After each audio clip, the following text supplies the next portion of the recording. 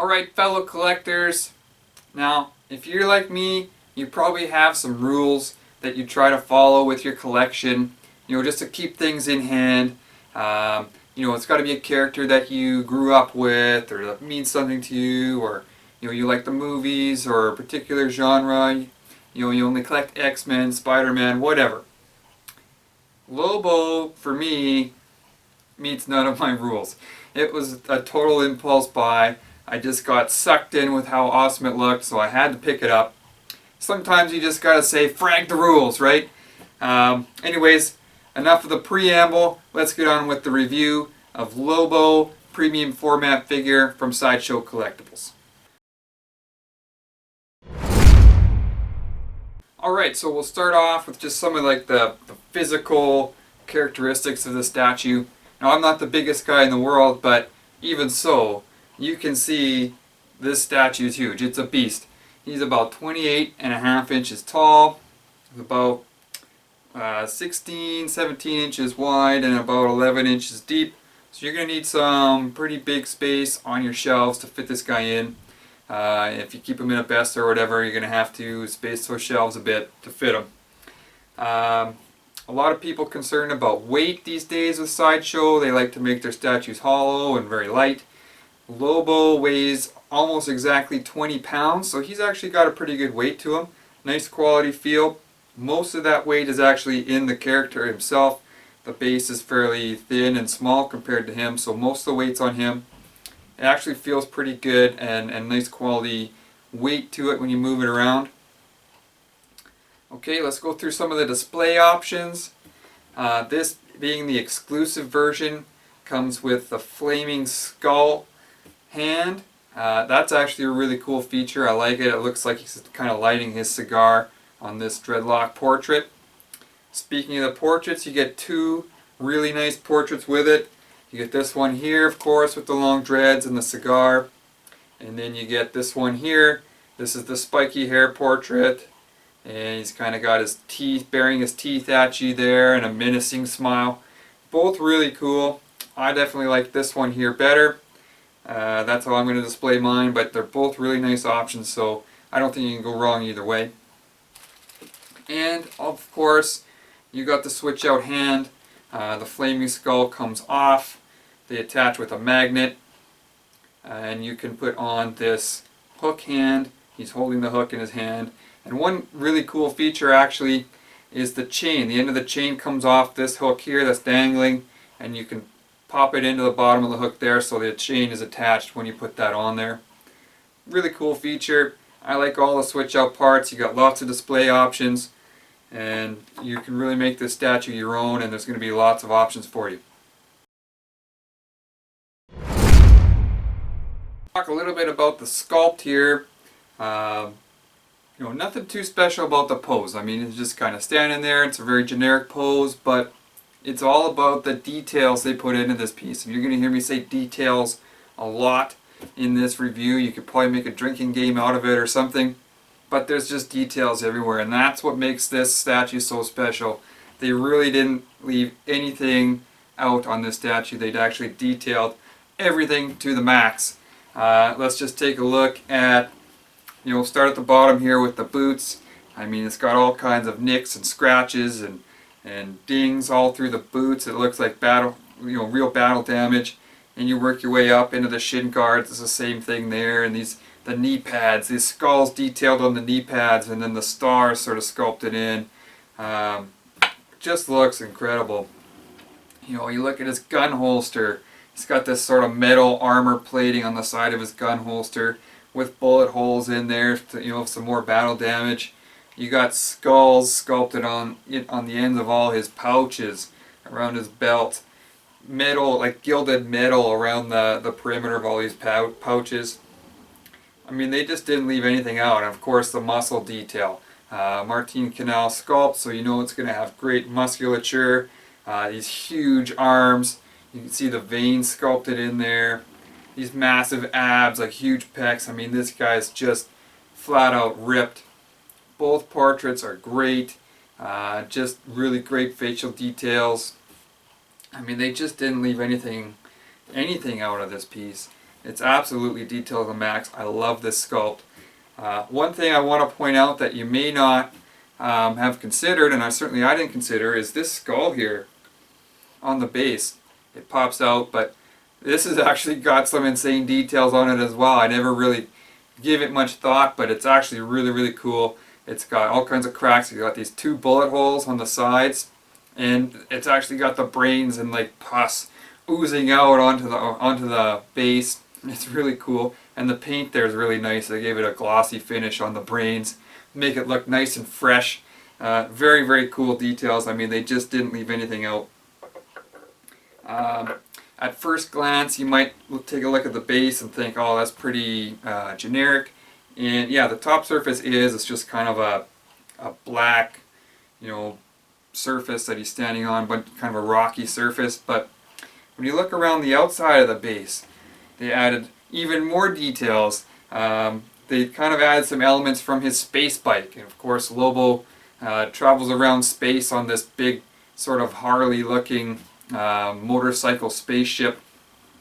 And so they've got these turbine engines around the side with these big exhaust pipes, and you flip it around to the back, you got sort of another turbine there, and some the lights and everything. And when you look at the side of the turbines, they actually etched in a little dolphin there. And if you're familiar with the character at all, you know it's Lobo. He's this incredible, huge, badass mercenary, but he's got a soft spot for dolphins, and they added that element to this as well. Again, they just didn't leave anything out. Everything's got detail to it. Everything was thought out. I really, really love this sculpt. Everywhere you look on this piece, like I said, it's just got details, details, details. Look at the butt end of his gun. He's got these little tick marks etched into the butt of his gun. Like he's marking off his frags. There's only 10 of them there, so it must be a new gun, because Lobo should have way more frags than 10. But even, he's got the little screws on the gun, like everything holding together. You look at the back of his hand, he's got these metal plates on the back of his glove, and these little screws detailed there holding it on. I mean, everything on this. You won't find anywhere on this sculpt that isn't detailed to the max and well thought out.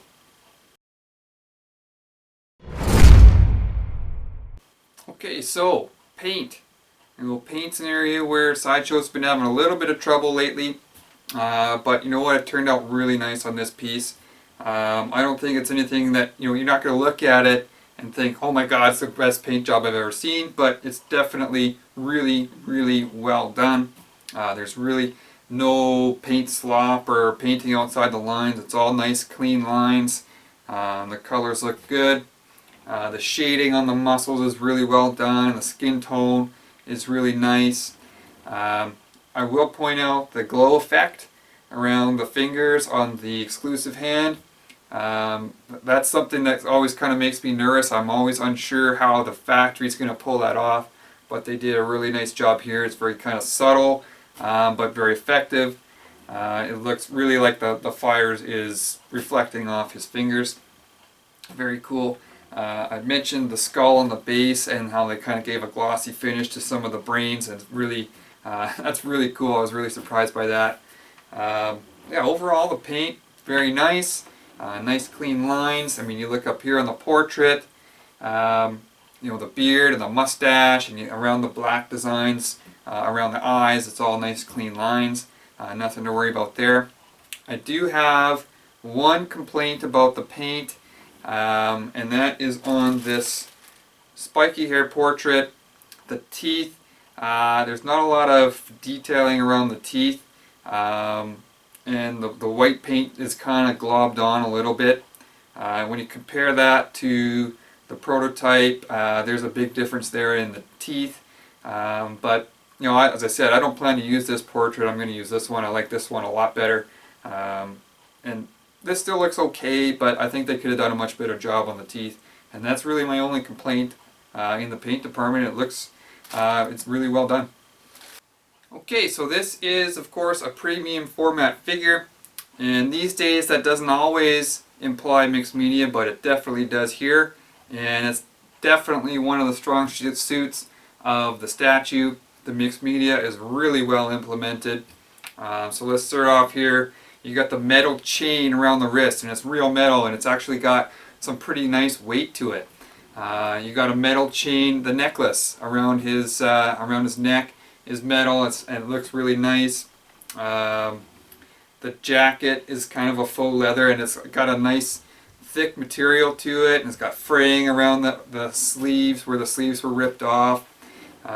You look at the back, he's got the Bite Me Fanboy patch on the back, and then little metal rivets are holding that patch on. It looks really, really nice. And you look at the sides of the jacket where it's all laced together, and then the sides of the pants that are laced together. The pants are a nice sort of faux leather material as well. They fit really nice. There's not a lot of baggy areas. They're nice and tight, just like they're supposed to look from the prototype.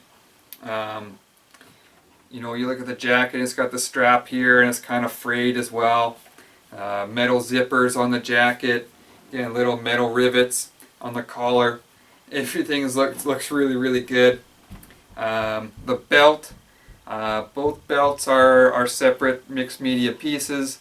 The lower belt here, that's the one that where the pouch is attached. I will say quickly that putting that belt on, all the pouches onto the belt, is a major pain in the ass. So be very careful when you do it. What I did was I actually unbuckled it. There's a clasp right in the middle, and you can just maneuver it and get it undone. And I put on, with it unbuckled, I put on the pouch right here above his right hip, and then I put the one on at the back right by his gun holster, and then I did it back up. And then what I did was I kind of worked the belt around until I got a little gap, you know, right about the crack of his ass. I got a gap in the belt there, and just kind of slid them on there, and then slid them around carefully into position. And you can put any order you want, any configuration. There's different size pouches, so just be careful when you do it. Don't say I didn't warn you. I've heard some people say it was kind of easy, but I think on a lot of them the belt's going to be really tight, so just be careful of that. And finally, my very favorite part of the whole statue, of all the mixed media, is the boots.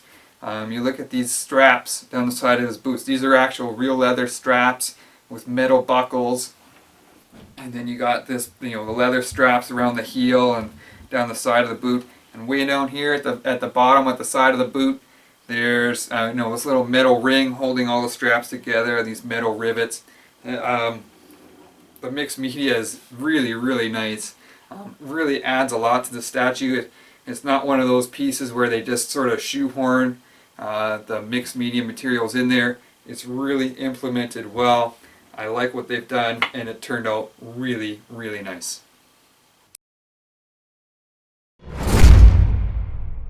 Okay, so the Lobo review would not be complete without Dawg, his trusty companion Dawg. It's actually a separate premium format figure. They're sold separately, so just keep that in mind. But I think it's definitely worth the purchase. He actually turned out really cool. It's a very cool little statue in its own right. Lots of details in the wrinkles of the face and the teeth sticking out. The paint's actually pretty nice clean lines again. He comes with his own base, so you can display him to the side of Lobo like that. But what's really cool about it is they're sort of designed to be combined into one display. So you can take Dawg off the base. The skull comes off of Lobo's base, and Dawg just fits into the hole that's left behind. And you just sort of carefully put him in there. Just slide him in like that, nice and easy. And I really like the look with Dawg on the base. I think it adds a lot to the overall look. I definitely say, if you have it in your budget, to sneak Dawg in there and add him to your display, because I think it adds a lot. I really like the Dawg by itself as well. It's a nice little statue. I'm very happy with how he turned out.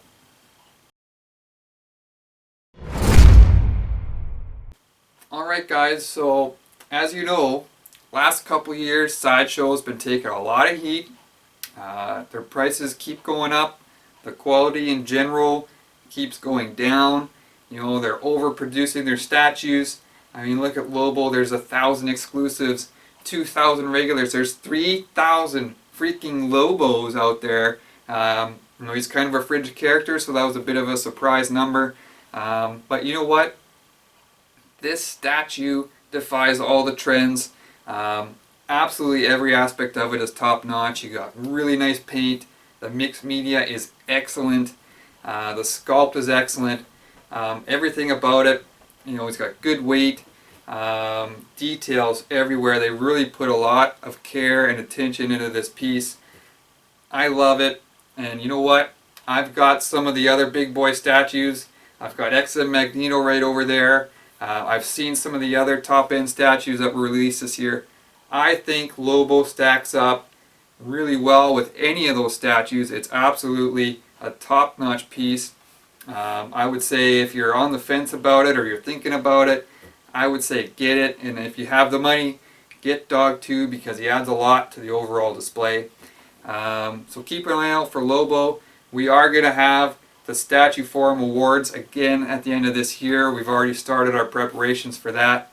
And I think Lobo could be there at the end of it. He's that good. He's a really nice statue. So anyways, hopefully you guys enjoyed the review. And we'll talk to you guys next time.